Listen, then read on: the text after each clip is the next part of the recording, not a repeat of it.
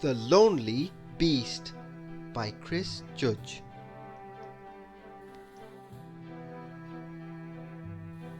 The beasts are very rare. Not many people have heard of them. In fact, they are so rare that there is only one beast in each country, and they don't even know one another.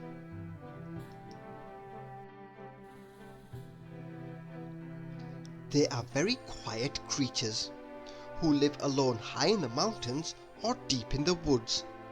They like nothing more than tending their beautiful gardens, drinking tea, reading a good book, walking in the snow, standing in the rain, baking cakes, and, of course, eating them.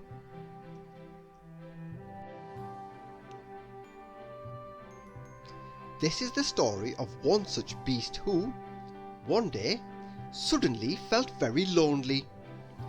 He made up his mind there and then that he would go and find some other beasts.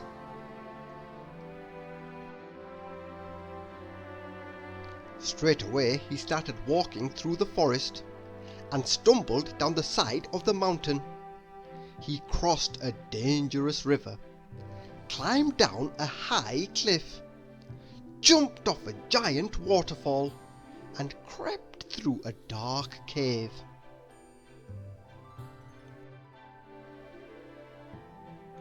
He ran over many snowy mountains, and finally he reached the sea. He jumped in and started to swim, until he could no longer see land. A seagull rested on his head, and he played with some dolphins. He swam and swam and swam until he was very, very tired. So he started to sink, and when he reached the bottom, he started to walk.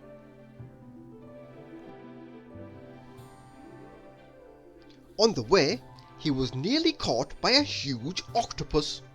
He trapped his foot in a giant clam. He walked through a garden of pink jellyfish, and he swam with a giant turtle.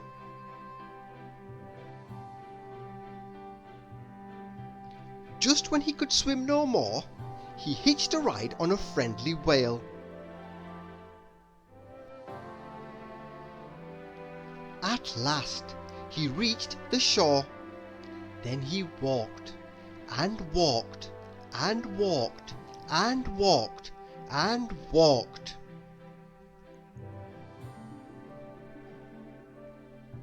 Until he arrived at the city and saw lots of people. But there were no other beasts. "Hello!" he said, but everyone ran away. Curious, the people slowly came back to meet him, and soon the whole city came out to say hello. The people liked the beast so much they let him live in the big park. It wasn't long before the beast had made the park as beautiful as his own garden. Every day people came to visit him. He liked the people very much, but he was still lonely. So he decided to talk on the radio, and to all the newspapers, and on television. He talked about his great journey to the city and his search for other beasts.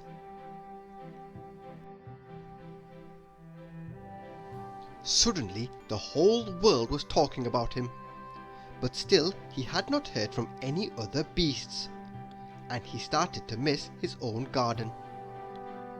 Late one night, while the people were sleeping, he crept out of the park.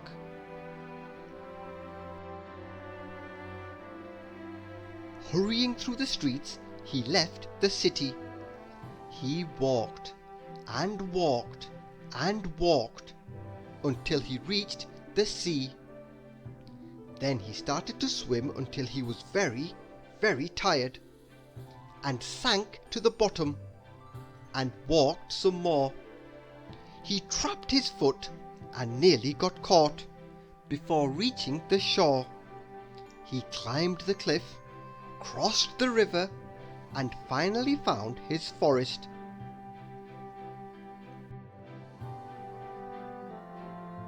He was amazed to see so many other beasts in his garden. They had been feeling lonely too, and they had come from all over the world to find him. They danced through the night and every night after that, and the beast was never lonely again. The end.